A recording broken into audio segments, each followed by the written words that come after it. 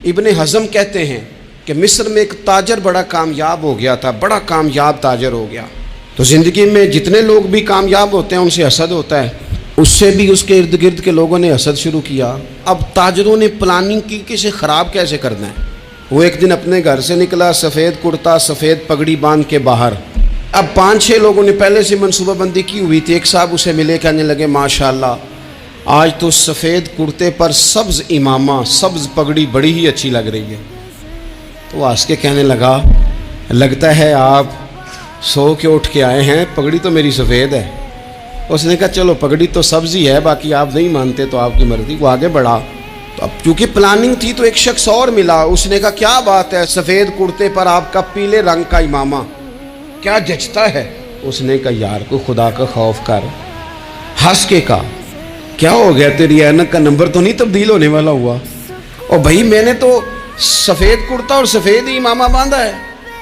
اب 2-3 لوگوں کی دفعہ تو وہ مسکرایا، لیکن وہ ڈھیر سارے لوگوں نے منصوبہ بندی کی تھی۔ وہ جب چوتھے کے پاس گیا تو اس نے بھی کہا کہ کیا بات ہے سفید کرتے پر پیلے رنگ کے امامے کی۔ اس نے کہا پیلا کہاں ہے؟ اب وہ غصے ہونے لگا۔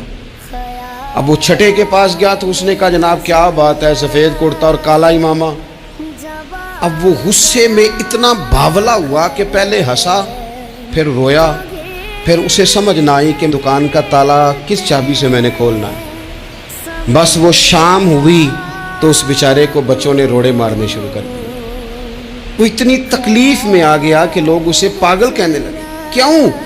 اس لیے کہ لوگ منصوبہ بندی، افواہ تھی نا کہ میری طبیعت خراب ہے، تو لوگوں نے حال پوچھ پوچھ کر بیمار کر دیا۔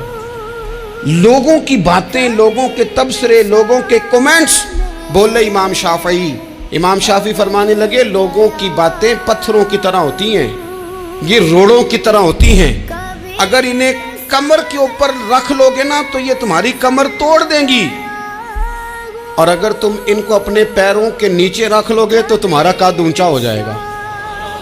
بس دنیا میں وہ لوگ پریشان ہوتے ہیں جو لوگوں کی باتوں کو کندھوں پر سوار کر لیتے، جو پیروں کے نیچے رکھے، جو پاؤں کے نیچے رکھے ان کا قد۔ وہ پرانے زمانے میں نا عارف رومی رحمۃ اللہ علیہ فرماتے ہیں کہ ایک بیل گائے گر گئی تھی کنویں کے اندر، تو اب وہ لوگ اس کو نکال تو نہیں سکتے تھے، تو انہوں نے اس طرح کیا کہ مٹی ڈالنی شروع کر دی کہ اب بدبو آئے گی، پریشانی ہوگی، تو اس کو بند کر دیتے ہیں اندر ہی کنویں کو، کنواں نئی جگہ پہ کھود لیتے ہیں۔ انہوں نے جب اس کے اندر مٹی ڈالی نا تو وہ گائیں جو تھی وہ مٹی جھاڑ کے تو مٹی کے اوپر آ گئی۔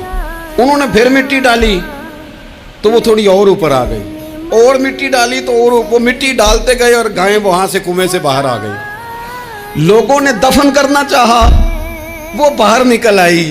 او میرے بھائی، لوگ بھی اپنی باتوں میں دفن کرنا چاہتے ہیں، لیکن یاد رکھنا جو چمکنے والے تھے وہ چمکتے ہی رہے، جن کو اللہ نے عزت دی تھی ان کی گھٹائی کوئی نہیں سکا۔ اتنی لمبی زبانیں کھول کے لوگوں نے صحابہ کے بارے میں باتیں کی، لیکن سورج چمک رہا ہے صدیق اکبر کی شان کا، عظمتیں دمک رہی ہیں فاروق اعظم کی، عروج ہے جناب فاروق اعظم کو، نگر نگر گلی گلی دنیا علی علی کرتی چلی جا رہی۔